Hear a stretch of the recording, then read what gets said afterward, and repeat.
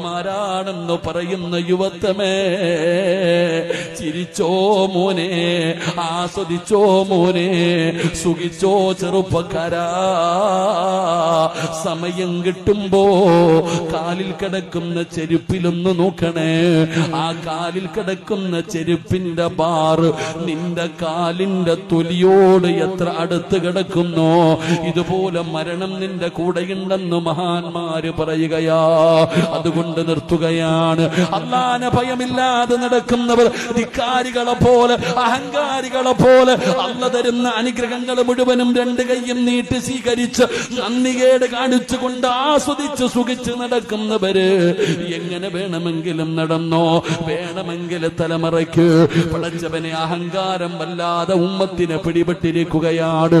ഇന്ന് തോന്നിവാസങ്ങൾ വല്ലാതെ കൂടുകയാണ്. വഅദ് പറയുന്നവനെ പരിഹസിക്കുകയാണ്, പ്രസംഗിക്കുന്നവനെ കളിയാക്കുകയാണ്. എന്തു വേണമെങ്കിലും ചെയ്തോ, പക്ഷേ